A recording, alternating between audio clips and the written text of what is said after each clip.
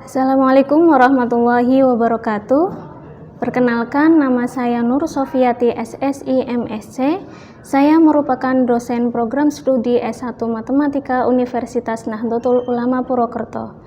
Yang saya hormati Asesor Sertifikasi Dosen 2023. Pada kesempatan ini, saya akan memaparkan bidang pengajaran pada PDD UKTPT Sertifikasi Dosen Kemendikbudristek tahun 2023. Pada proses belajar mengajar, saya menggunakan teknik pendekatan DIA, di mana D-nya itu merupakan delivery, yaitu apa yang akan disampaikan dalam mata kuliah yang diampu.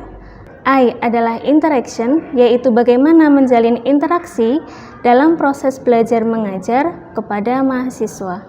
Kemudian E-nya adalah assessment, yaitu bagaimana mengukur penilaian kinerja mahasiswa secara objektif di dalam kelas. Delivery, pada pemaparan ini saya menggunakan mata kuliah metode statistika 1 dengan kode STM1244 yang merupakan rumpun mata kuliah wajib statistika dan komputasi dengan bobotnya 3 SKS yang terdiri dari 2 SKS teori dan 1 SKS praktikum.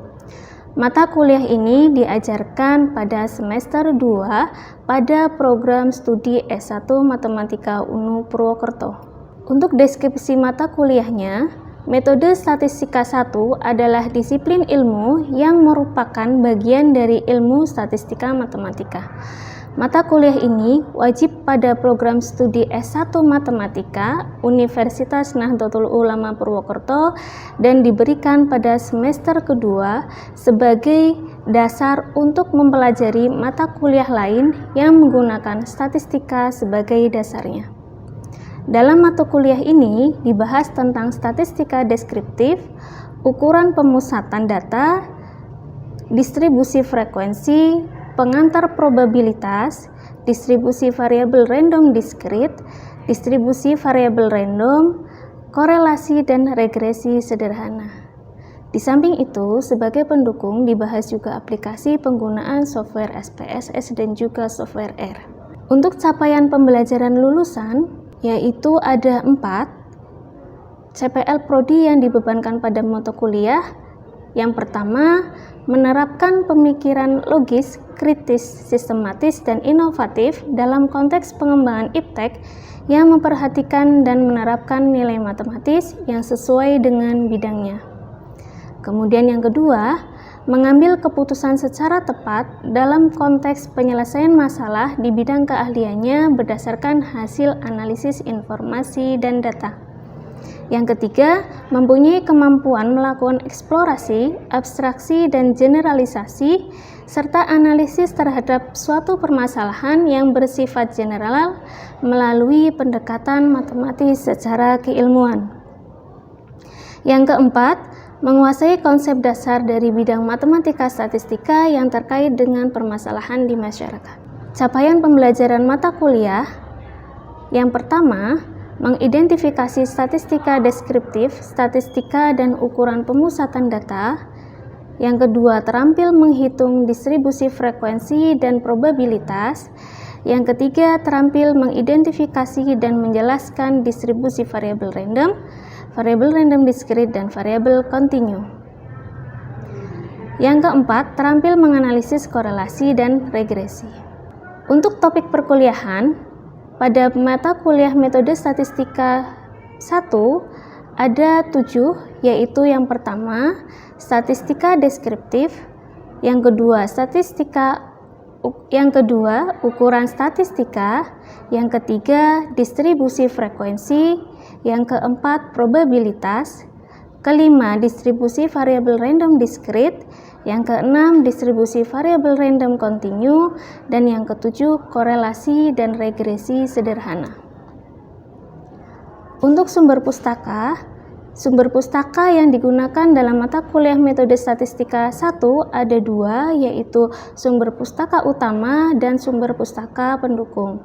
Untuk sumber pustaka utama yaitu buku Walpole dengan judul Pengantar Statistika edisi 3 Penerbit Gramedia Jakarta tahun 1995.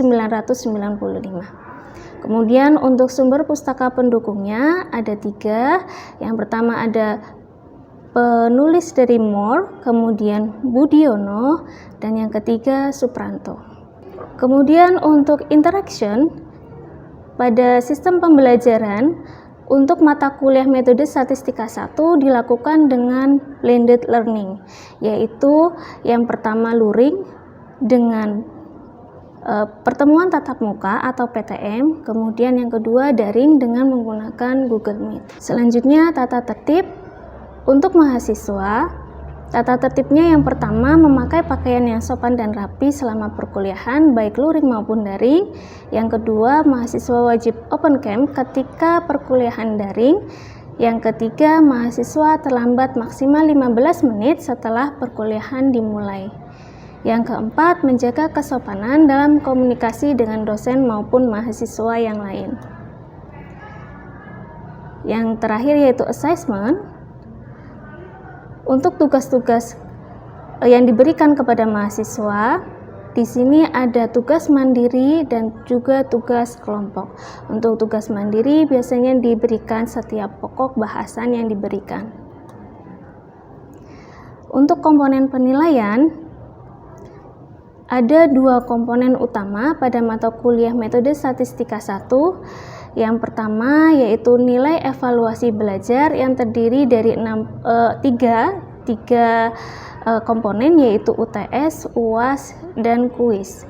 Besarnya nilai evaluasi belajar ini adalah 60%. Untuk nilai proses terdiri dari 2 komponen, yaitu komponen kehadiran dan juga komponen keaktifan. Besaran untuk nilai proses ini adalah 40%, sehingga total untuk komponen penilaiannya adalah 100%. Sedangkan kriteria penilaian di sini ada nilai A, B, C, D, dan E.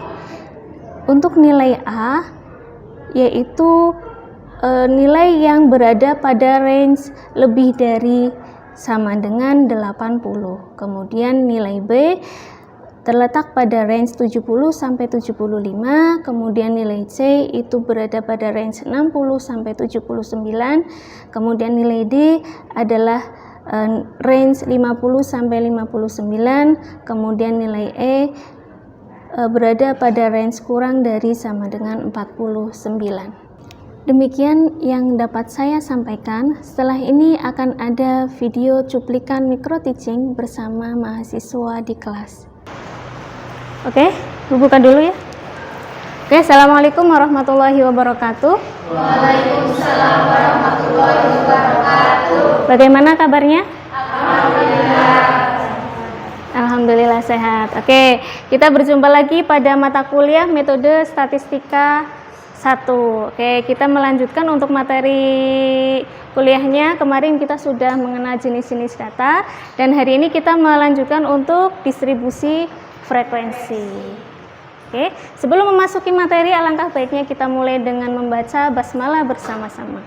Bismillahirrahmanirrahim. Oke, sudah siap? Oke. Kita masuk ke distribusi frekuensi. Nah, siapa yang sudah pernah mendengar apa itu distribusi frekuensi? Silahkan. Penyebaran, Bu. Oke, distribusi penyebaran. Yang lain? Silahkan, Mbak. Susunan data yang biasanya berbentuk tabel. Oke, ada lagi? Menambahkan? Silakan, Mbak. Distribusi frekuensi adalah susunan data yang ada di kelas. Oh, oke. Ada kelas, kemudian biasanya berbentuk tabel, kemudian itu merupakan penyebaran. Nah, itu bisa digabungkan itu. Jadi, kira-kira apa?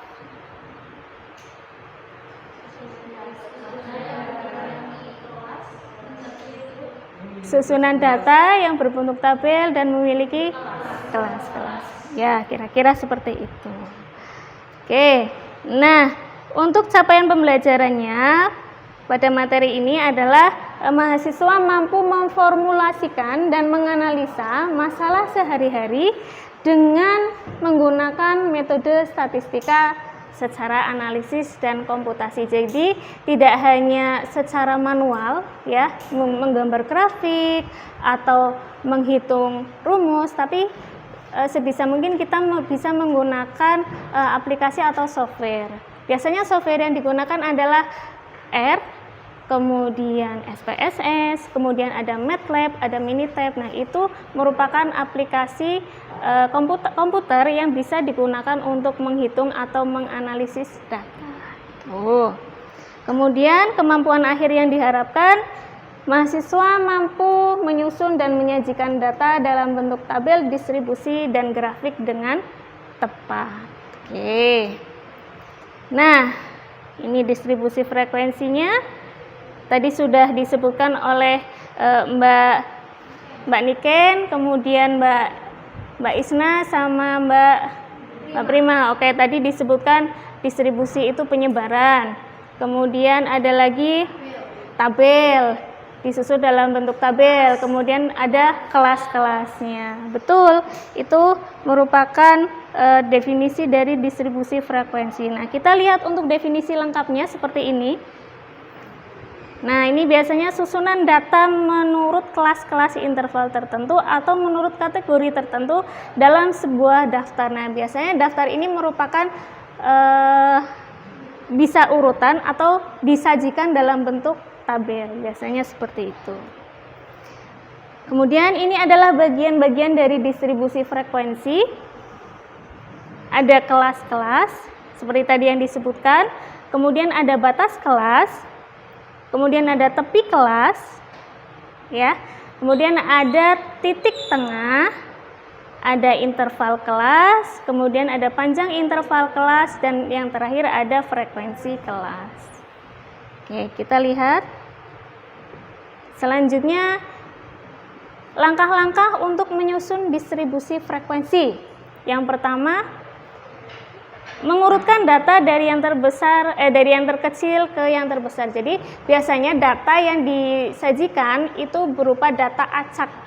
Nah, untuk menyusun distribusi frekuensi kita harus menyusun dulu atau mengurutkan dari yang terkecil sampai yang terbesar. Kemudian yang kedua, menentukan jangkauan atau range dari data.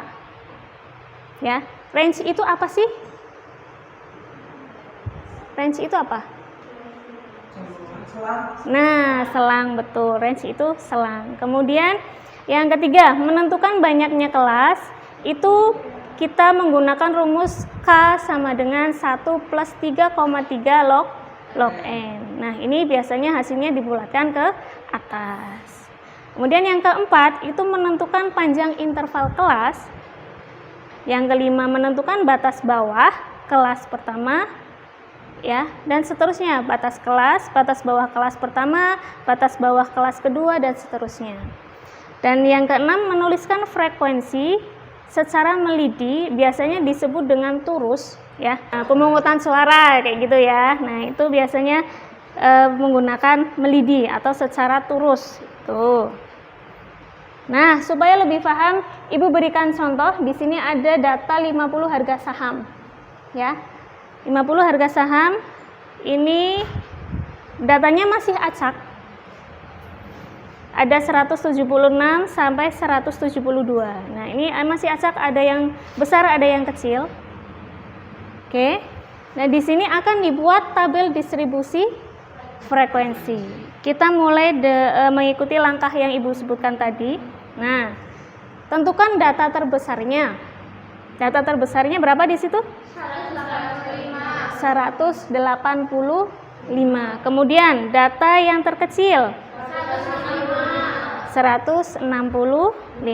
Kemudian jangkauan itu data terbesar dikurangi data terkecil, berarti berapa? 20. Oke, 20. 185 dikurangi 165 sama dengan 20. Kemudian banyak kelasnya, 1 tambah 3,3 log N. N-nya kan di sini banyaknya data 50. Jadi 6,644. Jadi dibulatkan berapa? 7. Kemudian lebar kelas. Jangkauan dibagi banyaknya kelas. Jangkauannya berapa? 20. Banyak kelasnya. Jadi berapa? Siapa yang mau mencoba? Berapa, Mas? 20 bagi 7. Berapa? 2,8 sekian dibulatkan menjadi 3. Oke, jadi lebar kelasnya 3. Berarti nanti di dalam satu kelas itu ada 3 data. Kita lihat, bukan 3 data, rentang kelasnya ya. Kita lihat. Nah, di sini Ibu sudah buatkan tabel. Ibu akan buatkan di papan tulis dulu. Tabel untuk contoh pertama ya.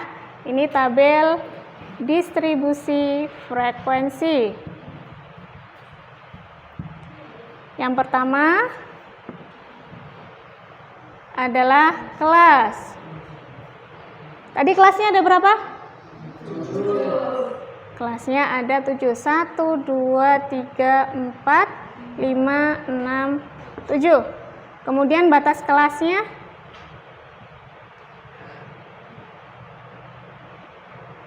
nah, batas kelas tadi yang bawah berapa?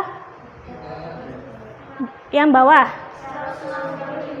165 sampai karena 3 berarti 167. Oke, selanjutnya interval kelas. Interval kelas berarti ya batas bawahnya dikurangi 0,5, batas atasnya ditambah 0,5. 164,5 sampai 167, kemudian titik tengah.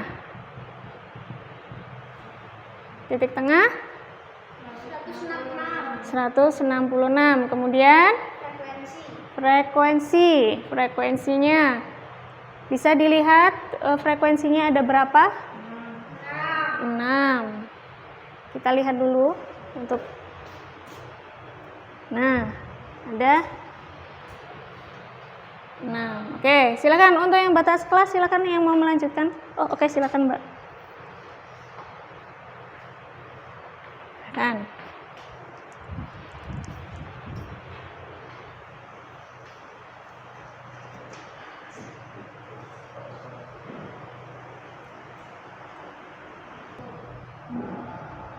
Kemudian interval kelas.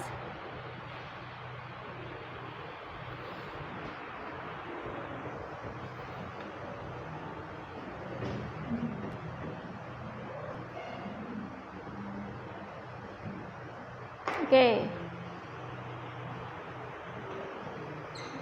Kita lihat. Oke, betul. Kemudian untuk titik tengah dan frekuensi, silahkan mungkin ada yang mau mencoba. Titik tengah frekuensi. Oke, silahkan, Mbak.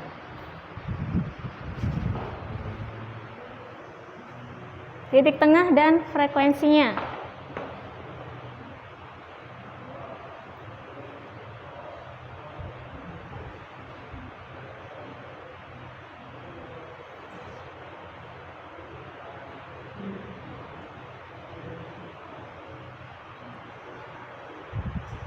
Jadi sebelum membuat tabel kita harus mengurutkan data terlebih dahulu. Itu ya, itu kuncinya.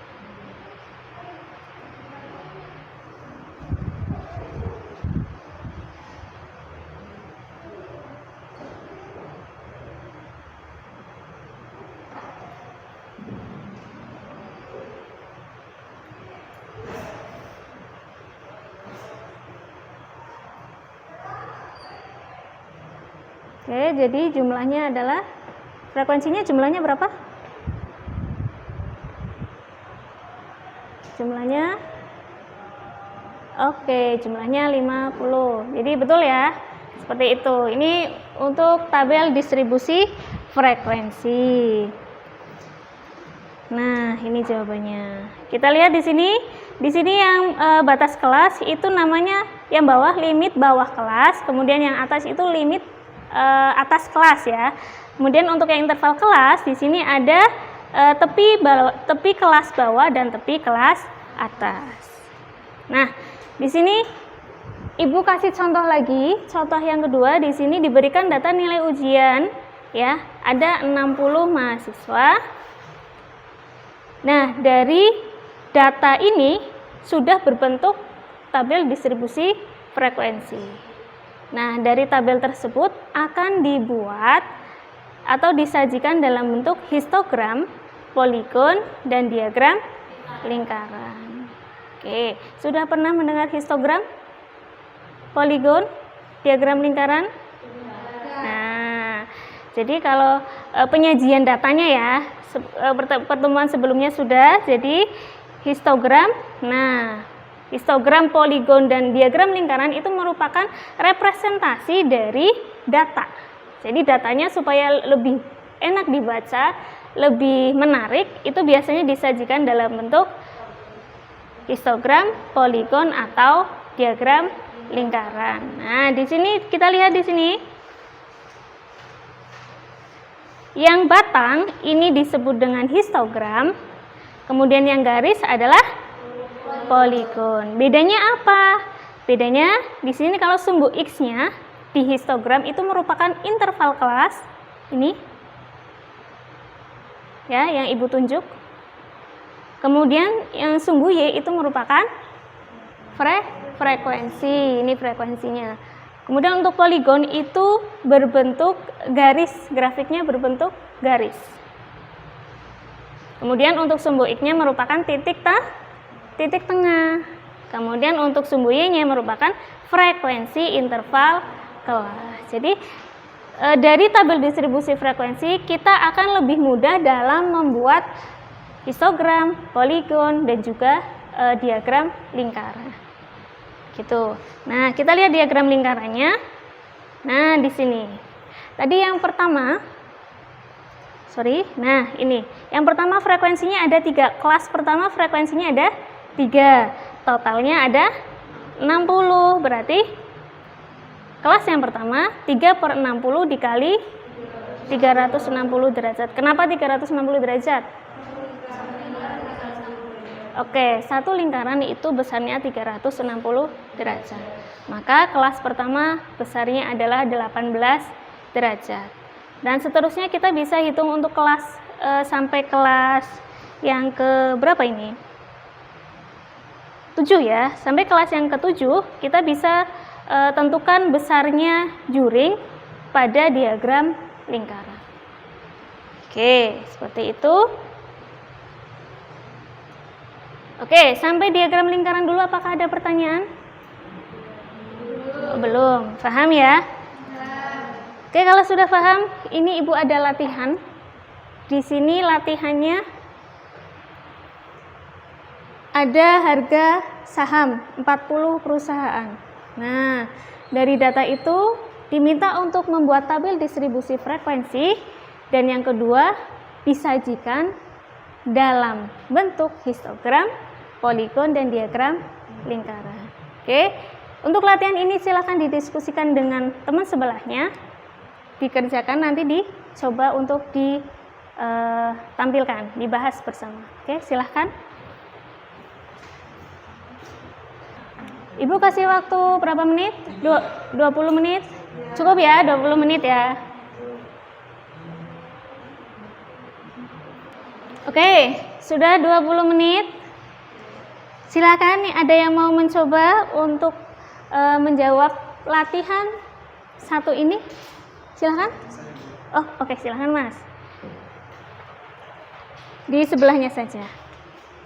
Datanya Datanya diurutkan, kemudian menentukan nilai terkecil, nilai terbesar, jangkauan, dan seterusnya. Gitu ya. Lebar, langsung jawabannya aja ya. Ya, oke. Ini untuk lebar kelasnya. Nah, dari itu tinggal dibuat tabel distribusi frekuensinya. Oke. Baik, terima kasih Mas Farhan ya. Oke. Sampai di sini ada pertanyaan? Sudah paham? Sudah. Oke. Kalau sudah paham, mari kita flashback lagi. Nah, Ibu akan kembali ke oke. Jadi, tadi sudah membahas tabel distribusi frekuensi. Distribusi frekuensi sudah. Kemudian, Ibu mau tanya untuk langkah-langkah membuat tabel distribusi frekuensi. Yang pertama? Oke, mengurutkan dari yang terkecil ke yang terbesar. Yang kedua?